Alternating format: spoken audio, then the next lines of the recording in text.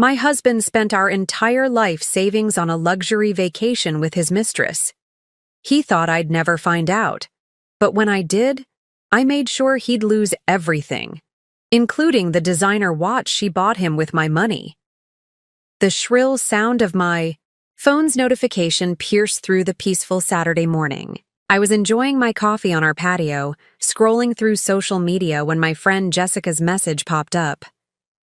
"Sarah, I don't know how to tell you this, but I think you need to see something."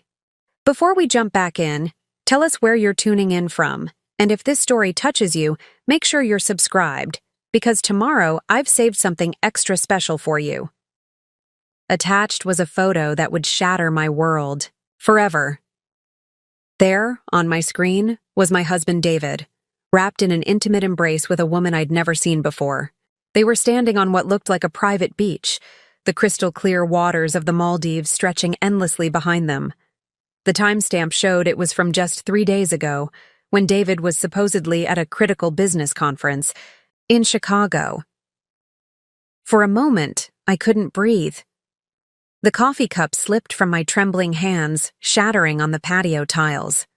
The sound matched perfectly with how my heart felt in that moment, broken into 1,000 pieces. David and I had been married for 12 years, and for the past 6 months, we'd been supposedly saving every penny for our dream house. I'd been bringing lunch to work, canceling my gym membership, and even selling my designer bags to contribute to our savings account. "There's more," Jessica's next message read. "She's been posting about their trip all week.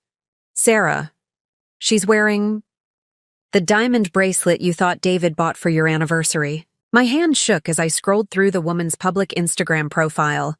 Her name was Victoria Chen, a 28-year-old luxury real estate agent. Post after post showed her and David living it up at a 5-star resort in the Maldives.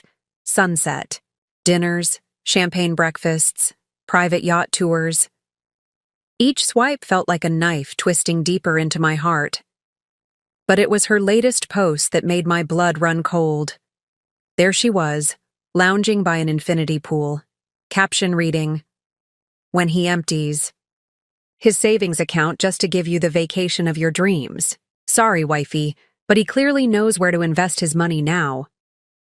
Blessed by our luxury, life our spoiled girlfriend." The audacity, the disrespect, the sheer cruelty of it all hit me like a tidal wave. This wasn't just an affair. This was theft. This was betrayal on a level I couldn't even comprehend. Our entire savings account, nearly $200,000 we'd spent years building, gone in a flash for his midlife crisis fling with a woman young enough to be his daughter. I sat there, frozen, as memories flooded my mind. David's late nights at the office, his sudden business trips, the mysterious calls he'd take in another room. All the signs had been there, but I'd been too trusting, too devoted to our marriage to see them. Just last month, he'd convinced me to invest another $50,000 from my personal savings into our joint account, claiming he'd found the perfect property for our future home. The numbness began to fade, replaced by something darker, something more powerful. Rage. Pure, unadulterated rage coursed through my veins as I scrolled through more photos. There was David, wearing a new Rolex, bought with our money, no doubt. There he was again, feeding her caviar on a private beach. Each image was another nail in the coffin of our marriage, but also another piece of evidence in what would become my master plan. Because in that moment, as I sat surrounded by the shards of my broken coffee cup and broken dreams, something inside me changed. The loyal, trusting wife who would have done anything for David died on that patio, replaced by a woman who would stop at nothing to get justice. Victoria thought she had won, flaunting her stolen luxury lifestyle on social media. David thought he could play me for a fool, spending our life savings on his mistress while I ate packed lunches and sold my belongings. They had no idea who they were dealing with. I picked up my phone again, my hands no longer shaking. First, I took screenshots of everything, every post, every caption, every flaunted expense. Then, I opened my banking app. My suspicions confirmed as I saw our joint savings account had been completely drained. But what they didn't know was that I had something they didn't expect: leverage. Years of working as a financial advisor had taught me more than enough about protecting assets and tracking money trails. I smiled as I dialed a number I never thought I'd need to use. "Hello, is this Claire Morrison? This is Sarah Matthews. You helped my friend Rachel with her divorce last year. I need the best forensic accountant you know, and I need them today. Money is no object. After all, my husband has so generously demonstrated that spending big is perfectly acceptable now." As I waited for Claire to call me back, I started making a mental list of everything I would need to do. Bank statements, credit card records, property deeds. I would leave no stone unturned. David and Victoria thought they were living their best life in paradise, but they had no idea that their paradise was about to become their worst nightmare. Because while they were sipping champagne and watching sunsets, I was about to unleash a storm that would wash away everything they thought they had stolen from me. And when I was done, they would learn the hard way that karma, much like a scorned wife with evidence of financial fraud, can be absolutely devastating. Claire called me back within the hour, her voice filled with a mixture of sympathy and professional determination. "Sarah, I've got Marcus Reynolds on board. He's the best forensic accountant in the state, and he owes me a favor.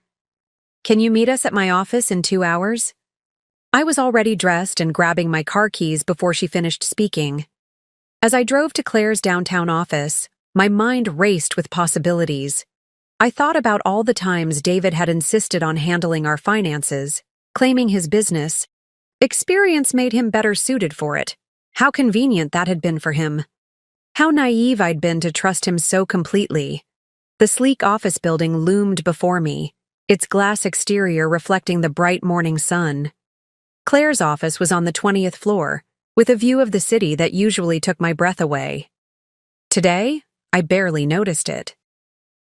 Claire greeted me with a warm hug, then introduced me to Marcus Reynolds, a sharp-eyed man in his 50s who looked like he could find a needle in a haystack of bank statements. "Mrs. Matthews," Marcus began, but I cut him off. "Please call me Sarah. I have a feeling we're going to be working closely together." He nodded, spreading out a notepad. "Sarah, Claire's filled me in on the basics, but I need you to tell me everything. You know about your financial situation with your husband. Every account, every investment, every property. Leave nothing out." For the next 3 hours, we meticulously went through my entire financial history with David. Our joint savings account, our investment portfolio, our property investments, and even my personal accounts that David had convinced me to give him access to just in case. As I spoke, Marcus took detailed notes, occasionally asking pointed questions that made me realize just how thoroughly David had orchestrated his deception. "There's something that doesn't add up," Marcus said, frowning at his notes. "The withdrawals from your joint account for the Maldives trip and the luxury purchases total about $200,000, but based on these transactions over the past year, there should be more money missing. A lot more." Claire leaned forward, her legal instincts kicking in. "What are you thinking, Marcus?" "I'm thinking Mr. Matthews has been siphoning money away for quite some time. These regular transfers to what looks like a legitimate investment account? They're too neat, too regular. We need to trace where that money really went." My heart pounded as I realized what he was suggesting. This wasn't just about the Maldives trip. This wasn't just about Victoria. This was about years of systematic financial betrayal. "How long will it take to trace everything?" I asked, my voice steady despite the trembling in my hands. "Give me a week," Marcus replied, his confidence reassuring. "I'll find every penny he's tried to hide." As Marcus began his investigation, Claire turned to me with a serious expression. "Sarah, we need to talk about immediate action to protect what's left of your assets. First, we need to freeze any joint accounts he hasn't already drained. Then, we need to document everything. Every transaction, every purchase, every piece of evidence of his infidelity and financial misconduct. Preparing and narrating this story took us a lot of time, so if you are enjoying it, subscribe to our channel. It means a lot to us. Now back to the story. I nodded, pulling out my phone to show her the screenshots I'd taken of Victoria's Instagram posts. Claire's eyes widened as she scrolled through them. This is, actually incredibly helpful. She's literally documenting their misuse of marital funds on social media. But we need more. More? I asked, raising an eyebrow. We need to prove a pattern of deception, Claire explained. The vacation spending is obvious, but if Marcus is right about long-term financial misconduct, we need to build a solid case. Do you have access to David's emails, his phone records, credit card statements? I thought about it for a moment.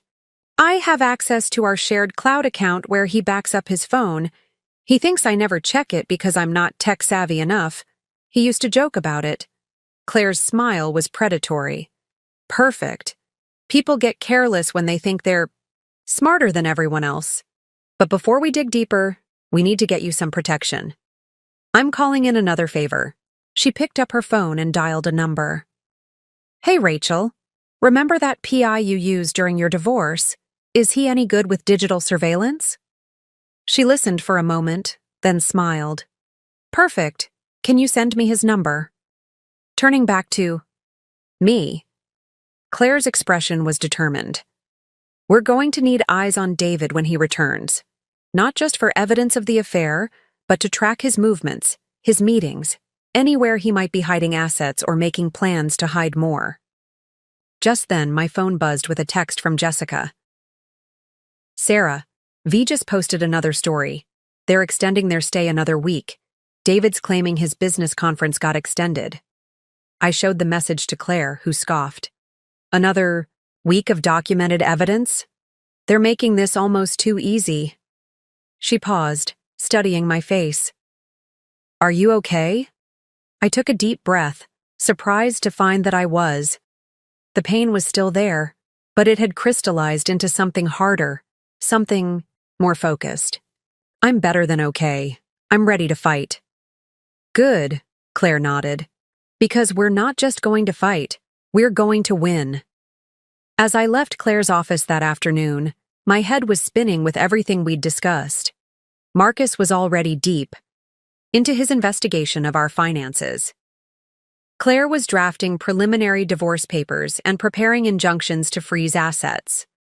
The PI would be starting his surveillance as soon as David returned from his business trip. But I knew we needed more. I needed someone who could help me understand the real estate side of things, someone who could tell me if David had hidden properties I didn't know about. And I knew exactly who to call. My sister Lauren had been in real estate for 15 years. She had connections throughout the industry and, more importantly, she had never liked David. I'd always thought she was being overprotective, but now I realized she'd seen something in him that I'd been too in love to notice. I called her from my car, and she answered on the first ring. Lauren, I need your help, and you were right about David. I'm on my way, she said immediately. Meet me at Giovanni's in 30 minutes, and Sarah, we're going to destroy him. As I drove to meet Lauren, I thought about how quickly my life had changed. Just this morning, I had been a trusting wife, drinking coffee on my patio. Now I was assembling a team of professionals dedicated to uncovering every secret David had ever kept from me. Victoria's smug Instagram caption echoed in my mind. Sorry, wifey, but he clearly knows where to invest his money now. I allowed myself a small smile. She had no idea what was coming. They both thought they were so clever, living their luxury fantasy on my savings. But they were about to learn a very expensive lesson about karma, because while they were extending their paradise vacation, I was building an arsenal. And when they finally returned to reality, they would find that their paradise had become a war zone. David thought he knew everything about money and power? Well, he was about to learn that he'd married someone far smarter than he'd given her credit for, and by the time I was done, They would both wish they'd never underestimated me. Giovanni's was quiet for a Tuesday afternoon, the perfect place for the conversation I needed to have with my sister. Lauren was already waiting in a corner booth when I arrived, 2 glasses of red wine on the table. One look at my face and she knew this was worse than she'd imagined. "Before you say anything," Lauren began, sliding a glass toward me, "I want you to know that I've already made some calls. Remember Thomas from my office? He specializes in tracking property transactions, and he's found some interesting things about David's recent activities." I took a long sip of wine, letting its warmth steady my nerves. "What kind of activities?" Lauren pulled out her iPad, her perfectly manicured nails tapping the screen with purpose. "In the past year, David's been involved in 6 different property transactions, all through various LLCs. None of them are in your joint names, and none of them appear in any of the financial documents you've shown me." My hand tightened around the wine glass. "How much are we talking about?" "The properties combined? Over $2 million. Lauren's eyes met mine. "Sarah, where did he get that kind of money?" The answer hit me like a thunderbolt. 2 years ago, David had convinced me to sell my grandmother's property in the Hamptons, a beautiful beachfront home that had been in my family for generations. He'd said we needed the capital for a new investment opportunity that would secure our future. The sale had brought in just over $3 million. "That bastard," I whispered, the pieces finally falling into place. "He used my inheritance to build his own secret real estate portfolio." Lauren reached across the table and squeezed my hand. "There's more. One of the properties, a luxury condo downtown? Guess who's been living there rent-free for the past 6 months?" My stomach churned. "Victoria?" Lauren nodded grimly. "The utilities are in her name. He bought her a $900,000 condo with your inheritance money, Sarah." I felt the last pieces of my heart turn to stone. It wasn't just the Maldives vacation. It wasn't just the stolen savings.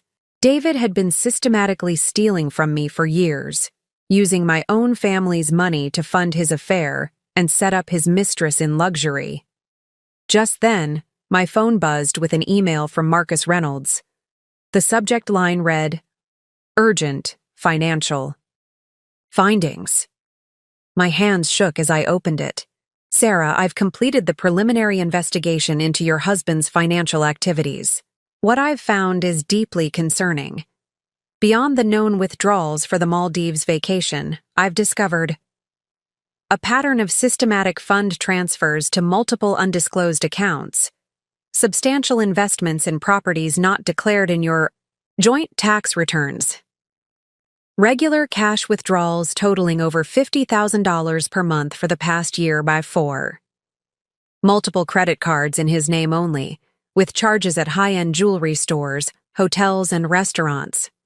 Most critically, I've found evidence that he's been falsifying business documents to hide these transactions from you. This goes beyond simple financial infidelity. This is fraud.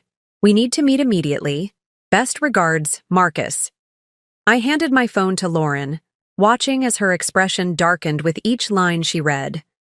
When she finished, she immediately pulled out her own phone and started typing. "I'm texting Claire," she explained. "This changes everything. We're not just dealing with adultery and stolen savings anymore. We're looking at systematic fraud. We need to move fast before he has a chance to hide anything else." As if on cue, my phone lit up with another Instagram notification. Victoria had posted again, this time a video of her and David on a private yacht, champagne glasses in hand. The caption read, "Living my best life with the man who makes all my dreams come true. Can't wait to start our new life together in our dream home. Blessed that's your new chapter." Lauren saw my expression change. "What is it?" I showed her the post, my voice eerily calm. "They're planning to move in together, into the condo he bought with my grandmother's money." "No," Lauren said firmly, already dialing Claire's number. "They're not? Because that condo and everything else he bought with your money?" It's all about to become part of the biggest divorce settlement this city has ever seen, Claire answered. On the first ring, and Lauren put her on speaker. Claire, we've got a situation. Marcus found evidence of fraud, and we've uncovered multiple properties purchased with Sarah's inheritance money. One of them is currently housing the Mistress. Perfect. Timing? Claire replied, her voice sharp with satisfaction. I've just finished drafting the emergency injunction to freeze all assets. With Marcus's findings and the property documentation, we can file it immediately. Sarah, are you ready to move forward? Once we file, there's no going back. I thought about David and Victoria, living it up in the Maldives with my money. I thought about my grandmother's property, sold under false pretenses. I thought about the years of lies, manipulation, and theft. Do it, I said, my voice firm. File everything. And Claire? Make sure the filing includes a detailed list of every property, every account, and every penny he's stolen. I want it all, to be public record. Consider it done, Claire replied. And Sarah? The PI started his surveillance. He's already gathered some very interesting footage of Victoria meeting with several of David's business associates while David's away. Apparently, she's been quite friendly with more than just your husband. A cold smile spread across my face. Save that evidence. We might need it later. As Lauren and I left Giovanni's, I felt a strange sense of calm settle over me. David and Victoria thought they were planning their perfect future together, but they had no idea their world was about to implode. While they were posting about their dream home and new chapter, I was preparing to take everything. The condo, the other properties, every asset he'd hidden away. You know what the best part is? Lauren said as we walked to our cars. They're so busy flaunting their affair on social media, they have no idea what's coming. By the time they figure it out, it'll be too late. I nodded, thinking about Victoria's smug posts and David's carefully hidden paper trail. They thought they were so clever, didn't they? Using my inheritance to fund their little love nest, hiding properties in LLCs, thinking I'd never find out. Their arrogance will be their downfall, Lauren agreed. Want to bet how long their perfect relationship lasts once all the money and luxury disappears? For the first time in days, I felt a genuine laugh bubble up inside me. I give it a week. Less if Victoria finds out about David's friendly business associates. As I drove home that evening, I thought about how differently this could have gone if David had just been honest, if he'd respected our marriage and the vows we'd made. Instead, he'd chosen greed and deception, thinking I was too naive to ever discover the truth. Well, he was about to learn just how wrong he'd been, because while he was sailing around the Maldives on my dime, I was preparing to take back everything he'd stolen, and then some. The emergency injunction would hit first thing in the morning, freezing every account, every property, every asset he thought he'd hidden away. And the best part? Thanks to Victoria's social media addiction, we had dated, time-stamped evidence of exactly how they'd spent my money. Every post, every photo, every smug caption would become evidence in the divorce proceedings. They say revenge is a dish best served cold. But as I settled in for the night, reviewing the growing file of evidence on my laptop, I couldn't help but think that revenge served with a side of justice might be even better. Tomorrow, the real game would begin, and I was playing for keeps. Next morning dawned bright and clear, but I'd barely slept. I'd spent most of the night reviewing everything Marcus and Lauren had uncovered, each new detail feeding the fire of my determination. At exactly 9 a.m., my phone rang. It was Claire. "It's done," she said without preamble. "The emergency injunction has been filed and approved. Every account, property, and asset we've identified is now frozen. And Sarah? David just tried to make a withdrawal from one of his hidden accounts in the Maldives. It was denied." A smile spread across my face as I imagined David's reaction, standing at some luxury resort trying to pay for another extravagant excursion, only to have his card declined. How long until he figures out what's happening? Oh, he already knows. He's been calling the bank nonstop for the past hour. They're referring all his queries to his legal representative, which means me. Claire's voice held a note of satisfaction that made my smile widen. But that's not all. Remember that? PI I hired? He just sent over his first report and you're going to want to see this. 20 minutes later, I was sitting in Claire's office, staring at a stack of photographs and documents that made my blood boil all over again. The PI hadn't just uncovered evidence of David's affair with Victoria. He'd discovered a whole web of deception that went far beyond what we'd initially suspected. As you can see, Claire said, spreading out the photos, Victoria has been busy while David's been arranging their little paradise getaway. These were taken over the past 3 days.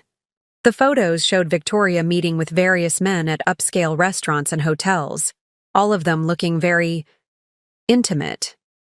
But it was the identities of the men that really caught my attention. Are these, I began, recognizing some of the faces, David's business partners? Yes, Claire confirmed.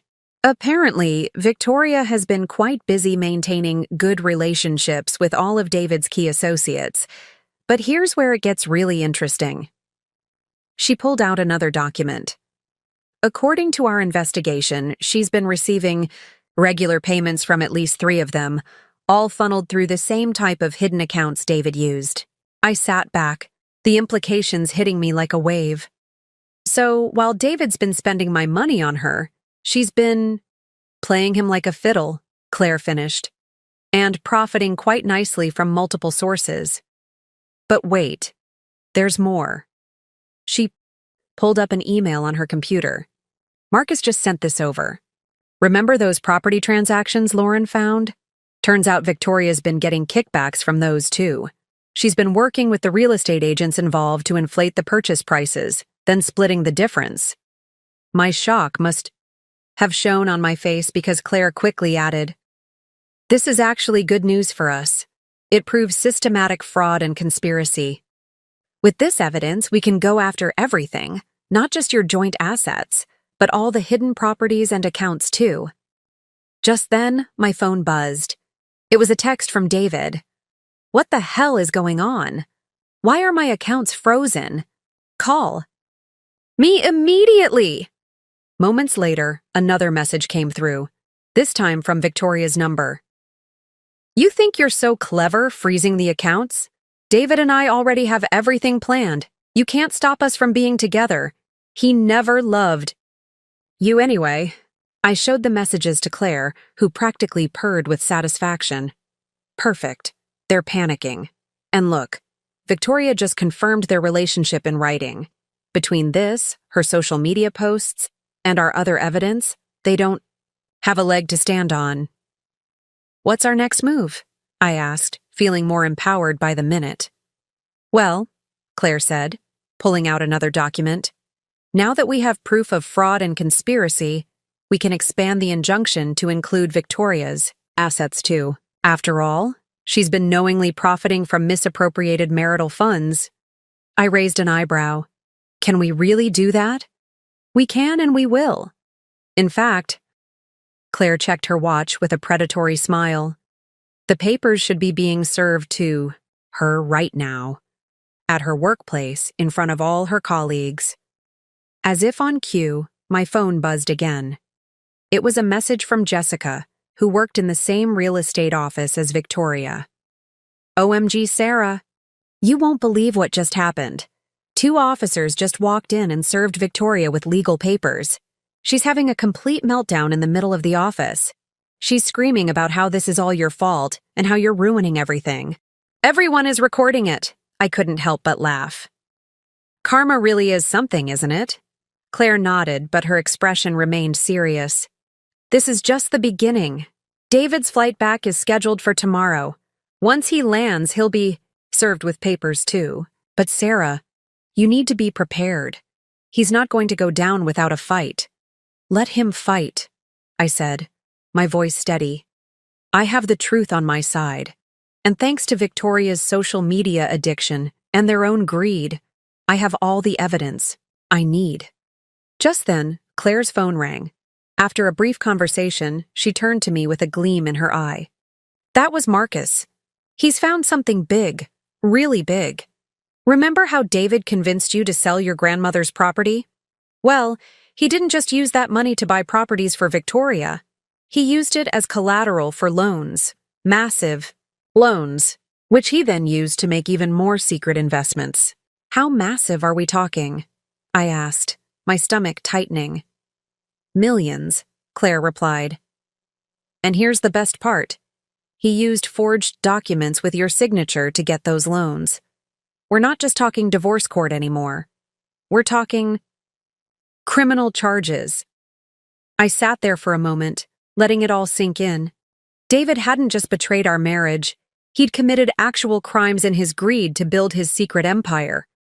And he'd done it all while making me feel guilty for buying a cup of coffee instead of making it at home to save money. Claire, I said, my voice calm despite the rage burning inside me. I want everything. Every property, every account, every penny he's hidden away. I want him to lose it all. Oh, he will, Claire assured me. Between the fraud, the forgery, and the documented misuse of marital assets, we're going to take him for everything he's worth. And Victoria, by the time we're done, she'll wish she'd never heard the name David Matthews. As I left Claire's office that afternoon, my phone buzzed one final time. It was another Instagram notification. Victoria had posted again. But this time her tone was very different. Sometimes people aren't who they pretend to be. Trust no one. Betrayed our karma. I couldn't help but smile. It seemed Victoria was finally learning that lesson herself. And tomorrow, when David landed, he'd learn it too. Because while they'd been living their fantasy in paradise, I'd been building an ironclad case that would bring their whole world crashing down. They say karma comes after those who deserve it most. Well, karma had arrived, wearing designer heels and carrying a stack of legal documents, and it was about to hit them both like a ton of bricks. I was sitting in Claire's office when David's plane landed. We'd tracked his flight, knowing exactly when he would arrive, and had arranged for the process server to be waiting at the airport. Through the PI's live updates, we watched the scene unfold like a movie. He's just been served, Claire announced, reading from her phone. And, yes, he's having exactly the kind of public meltdown we hoped for. The PI is getting it all on video. My phone buzzed with an incoming call. David, of course. I declined it, watching as message after message populated my screen. What the hell is this? You can't do this to me? Answer your damn phone.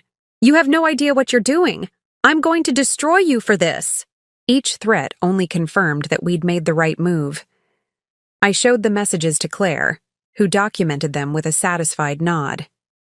More evidence of threatening behavior. Keep saving everything. Has Victoria been served at the condo yet?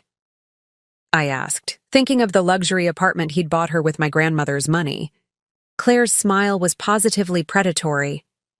Oh, yes, and you're going to love this. She was there with one of David's business partners when the papers were served. The PI got photos of him trying to sneak out the back entrance. Just then, my sister Lauren burst into the office, her face flushed with excitement. You're not going to believe what I just found out. Remember Thomas, my colleague who's been tracking David's property transactions? He just discovered something huge. She pulled out her iPad, pulling up a series of documents. David didn't just buy properties with your money. He was running a full-scale real estate fraud scheme. He and Victoria were working together to inflate property values, forge documents, and scam investors. And guess who the investors were? His business partners? I guessed, thinking of the men in the PI's photos. Exactly, Lauren confirmed. The same ones Victoria's been entertaining. But here's the best part. They had no idea about each other. Each one thought they were getting an exclusive deal. And now that the properties are frozen and the fraud is exposed, they're all going to turn on each other, Claire finished, her eyes gleaming. This is perfect. Once David's partners realize they've been scammed? As if on cue, my phone lit up with a news alert. Someone had leaked information about the fraud investigation to the local business journal. David's name was splashed across the headline, along with allegations of massive financial misconduct. "Well," Claire said, scanning the article, "that saves us some work. Once this hits the mainstream media—" She was interrupted by a commotion in the outer office. Before her secretary could stop him, David burst through the door, his face red with rage, still wearing his resort clothes from the Maldives. "You vindictive bitch," he snarled at me. "You have no idea what you've done. I'll fight this every step of the way. You'll never see a penny." Claire stood slowly, her voice deadly calm. "Mr. Matthews, you are not welcome here. You can direct all communication through your lawyer, assuming you can find one willing to take your case once they see the evidence we've gathered." "Evidence?" He scoffed, but I could see the first flicker of fear in his eyes. "What evidence?" I nodded to Claire, who began pulling up documents on her computer screen, turning it so David could see. "Let's start with the forged loan documents bearing Mrs. Matthews' signature. Then we can move on to the fraudulent property schemes, the misappropriated inheritance funds, the hidden accounts." With each word, David's face grew paler. But it was when Claire pulled up the PI's photos, the ones of Victoria with his business partners, that he finally broke. She wouldn't," he stammered, staring at the images. "Oh, but she did," I said, speaking for the first time. "Just like you wouldn't spend our life savings on a luxury vacation, like you wouldn't steal my inheritance, like you wouldn't commit fraud in my name." "Sarah, baby, we can work this out," he tried, his tone suddenly conciliatory. "This is all just a big misunderstanding. Victoria means nothing to me. She was just the woman you bought a $900,000 condo for with my grandmother's money?" I finished for him. "Just the woman you've been photographed with all over the Maldives while I was eating packed lunches to save money? That Victoria?" As if summoned by her name, my phone buzzed with another Instagram notification. Victoria had posted again. "When the truth comes out, and you realize you've been played, time to save myself. Sorry, not sorry."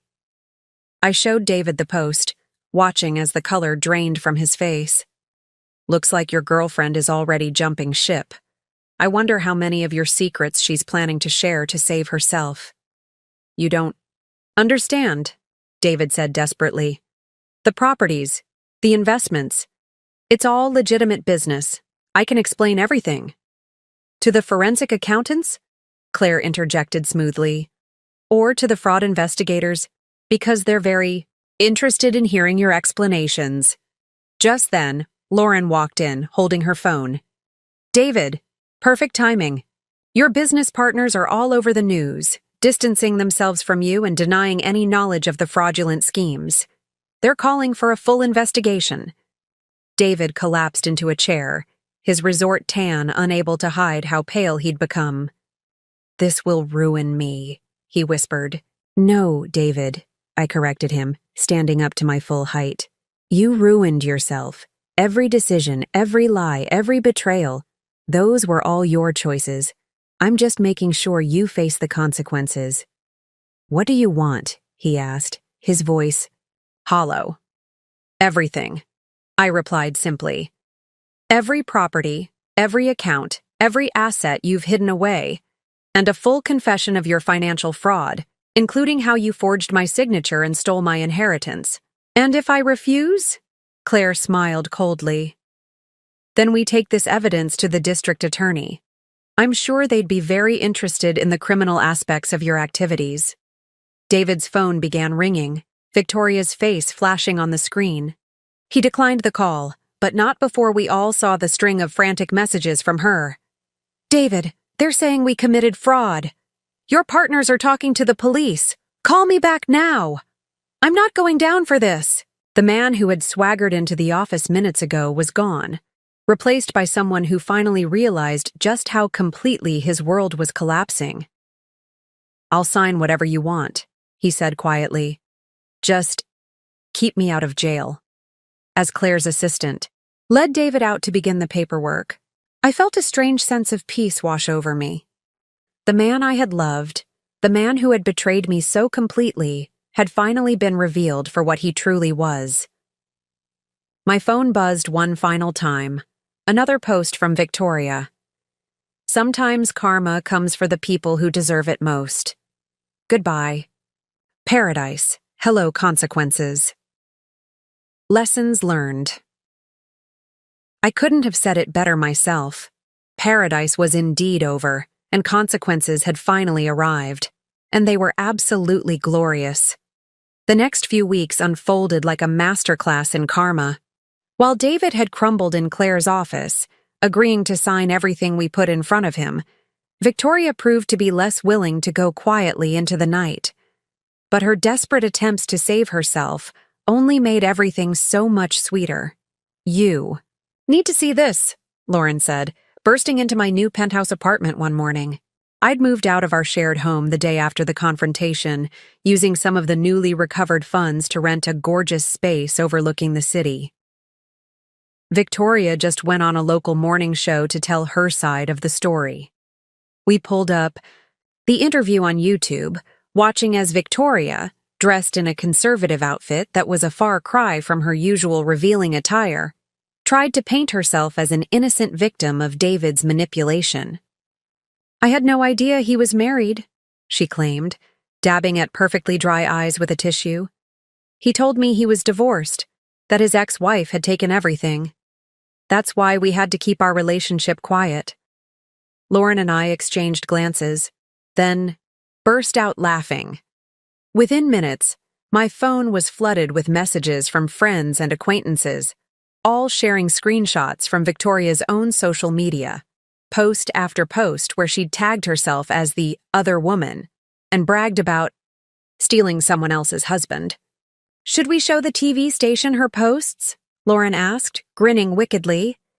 The ones where she's literally wearing my grandmother's bracelet and hashtagging sorry wifey? No need, I replied, showing her my phone. Someone had already done it. The station's social media was flooded with screenshots of Victoria's posts, completely destroying her attempted redemption narrative. Within hours, they had to issue a public apology for not vetting their guest properly. But that was just the beginning. As news of David's fraud schemes spread through the business community, his former partners began falling over themselves to cooperate with investigators, each trying to minimize their own involvement. Another one turned on him today, Claire reported during our daily update call. James Peterson, the one who was photographed sneaking out of Victoria's condo? He's provided documentation of every fraudulent deal David ever proposed to him. And he's not the only one. The evidence kept piling up.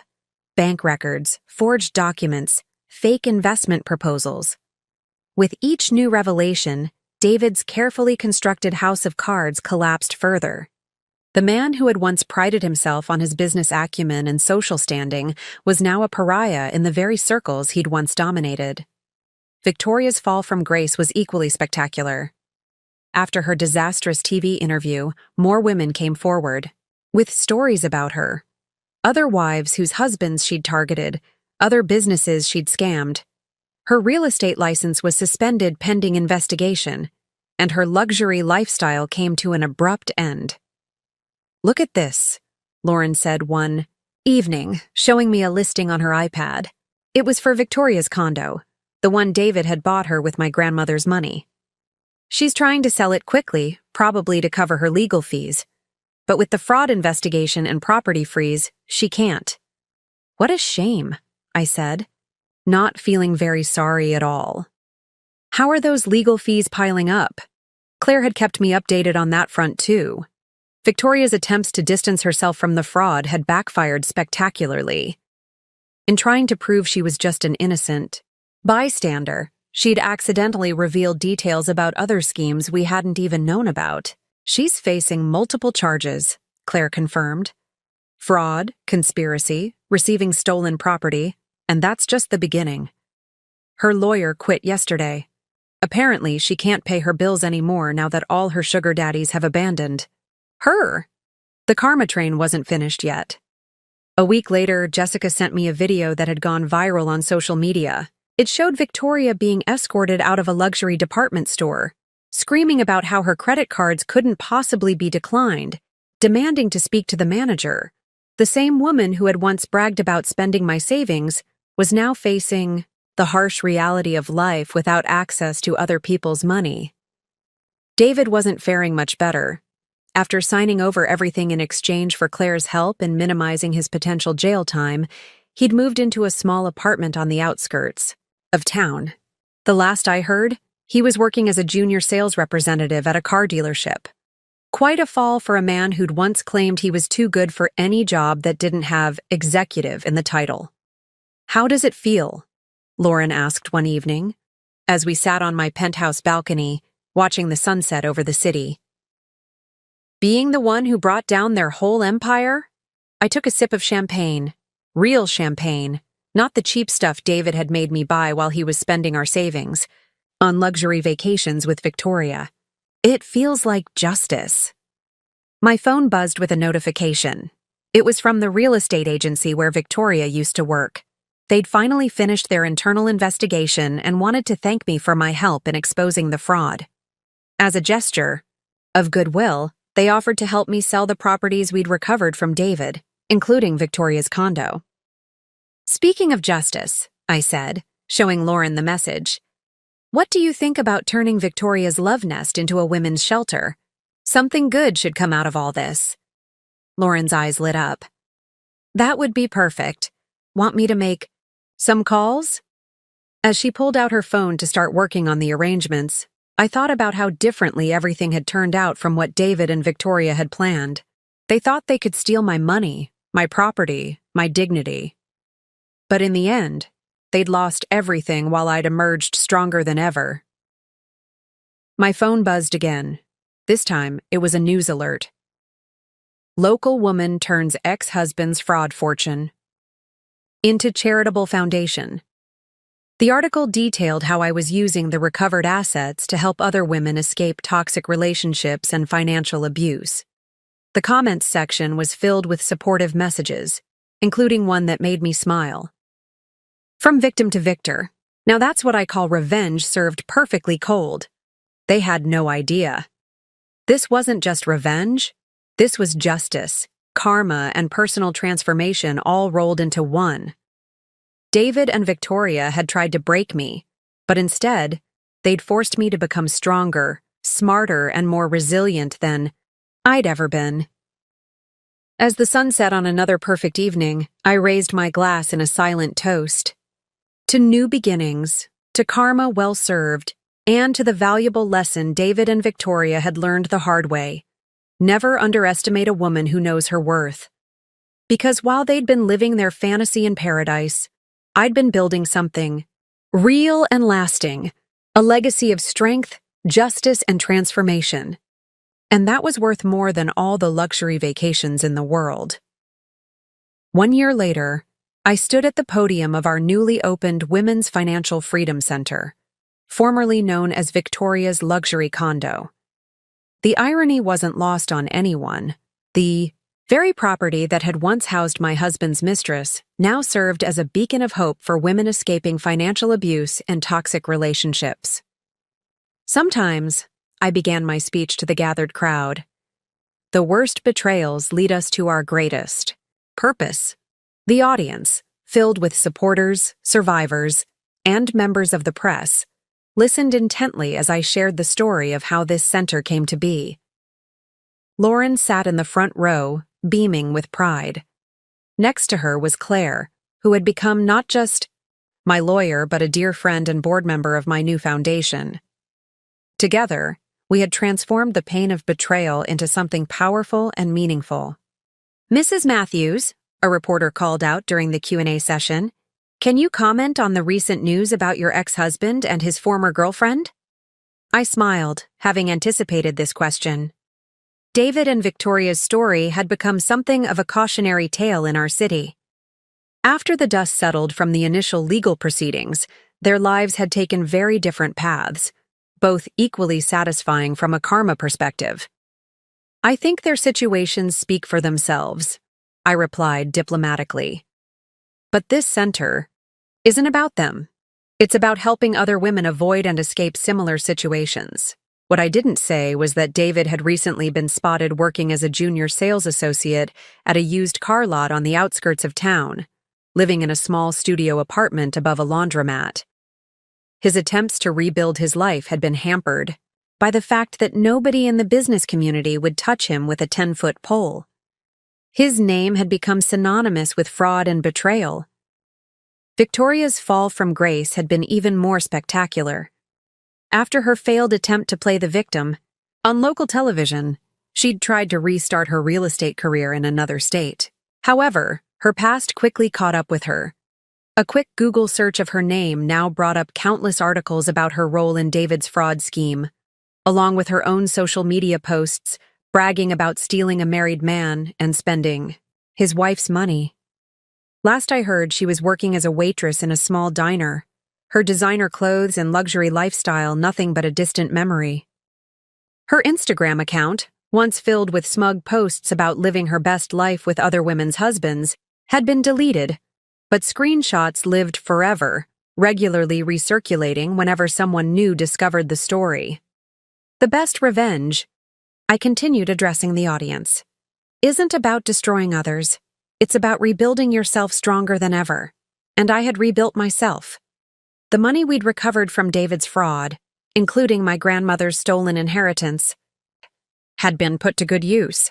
Beyond the Women's Financial Freedom Center, I'd established a foundation that provided legal and financial assistance to women escaping abusive relationships. Claire headed up the legal aid division, while I focused on financial education and empowerment. Lauren had also flourished in the aftermath. Her role in exposing David's real estate fraud had earned her a reputation as someone who fought for justice. She'd since opened her own real estate agency, specializing in helping women achieve homeownership after divorce or separation. Sarah, another reporter, called out, "Your story has inspired many women to take control of their financial lives. Did you ever imagine that your personal tragedy would lead to such positive change?" I thought about that morning on my patio, when Jessica's message had shattered my world. How lost and betrayed I'd felt seeing those photos of David and Victoria, living it up in the Maldives with my money. If someone had told me then that their betrayal would lead to all of this, I wouldn't have believed them. Sometimes, I answered thoughtfully, we find our true strength in the moments we think we're weakest. When I discovered my husband's betrayal, I had two choices. I could be a victim, or I could be a victor. I chose to fight back, not just for myself, but for every woman who's ever been financially abused or betrayed by someone they trusted. After the ceremony, Lauren, Claire, and I gathered in what had once been Victoria's master bedroom, now converted into a cozy conference room where we counseled women on financial independence. "Remember how she used to post photos from this room?" Lauren mused, looking around at the transformed space. "All those smug-shot selfies with captions about living her best life in her dream home?" Claire chuckled. "How the mighty have fallen. Did you see the latest? She tried to apply for a job at one of the big real estate firms in Chicago, but they Googled her name and found all the fraud coverage." "Karma really is something," I agreed, but without malice. I'd moved past the need for revenge. Success, as they say, is the best revenge, and by that measure, I'd won completely. My phone buzzed with a message from Marcus Reynolds, the forensic accountant who'd helped expose David's fraud. He'd become a regular consultant for our foundation, helping other women uncover hidden assets and financial deception. "You're not going to believe this," his message read. "David just tried to apply for a business loan using fake documents again. The bank recognized his name and called the authorities." I shook my head, almost feeling sorry for him. Almost. Some people never learned their lessons. "Speaking of lessons," Lauren said, pulling up an email on her tablet, "you've been invited to give a keynote speech at the National Conference on Financial Empowerment. They want you to share your story and talk about the Foundation's work." I smiled. thinking about how far I'd come from that betrayed wife drinking coffee on her patio. Who would have thought? David and Victoria's dream vacation ended up funding a movement. As we wrapped up the day's events, I took one last look around the center. Every room that had once housed their betrayal now served a purpose in helping other women rise above similar situations. The walk-in closet where Victoria had stored. The designer clothes bought with my money. Now it was a resource library. The luxury bathroom where she'd taken countless selfies. Converted into a comfortable meeting space where women could speak privately with financial advisors. You know what the best part is? Claire mused as we headed out. Every time someone Googles either of their names, they find the story of how their greed and betrayal led to the creation of this center. It's like a permanent digital reminder that karma is real. I nodded, thinking about how differently everything had turned out from what David and Victoria had planned. They thought they were building their perfect future with my money. But instead, they'd inadvertently funded their own downfall and helped create something truly meaningful in the process. As I drove home to my penthouse that evening, I thought about the journey that had brought me here. The pain of betrayal had been transformed into purpose. The money they'd stolen had been reclaimed and redirected toward helping others. And I had emerged not just stronger, but with a clear mission and purpose. Sometimes I realized the worst betrayals really do lead us to our greatest purpose. David and Victoria had tried to destroy my life, but instead, they'd helped me find my true calling. And that was a kind of victory they could never take away. 2 years had passed since that fateful morning when Jessica's message changed my life forever. I sat in my office at the Women's Financial Freedom Center, looking out over the city skyline, reflecting on how completely life had transformed. A magazine lay open on my desk. I'd just finished reading their feature article about our foundation's impact on women's financial empowerment. My phone buzzed with a text from Lauren. "Turn on Channel 5 now. You're going to want to see this."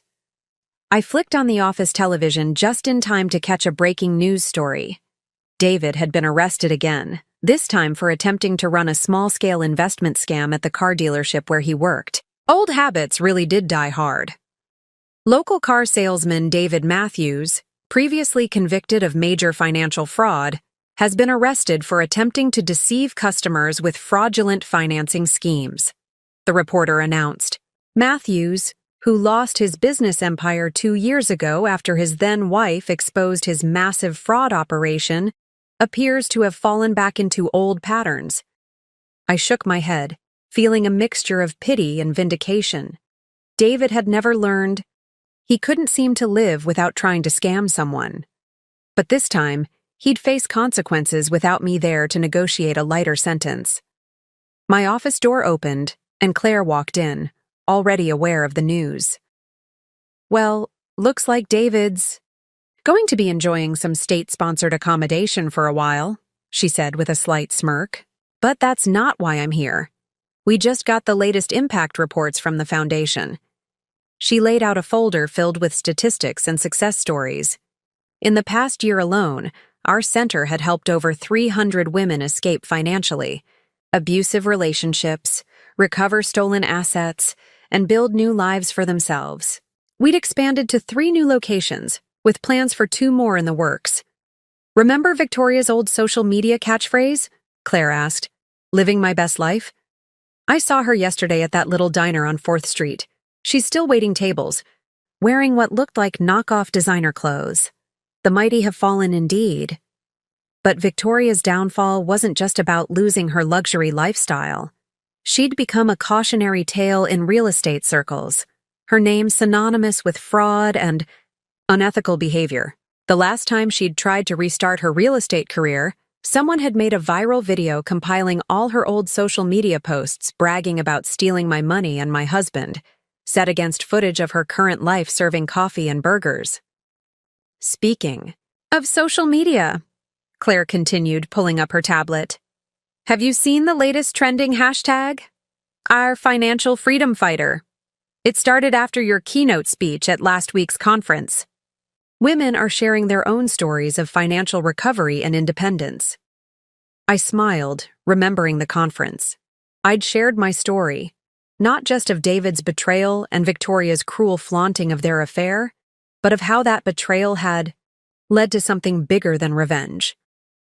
The foundation wasn't just about helping women escape bad situations. It was about empowering them to build something better. "Oh, and this came for you," Claire added, handing me an envelope. It was an invitation to be the commencement speaker at the State University's business school graduation. The topic they wanted me to address? Turning personal crisis into professional. Purpose. Just then, my phone buzzed with an email notification. It was from Jessica, who'd become one of our foundation's most active supporters. She was forwarding a message she'd received from Victoria, a desperate plea for help finding a job, claiming she'd learned her lesson and wanted to make amends. "Should we help her?" Jessica asked.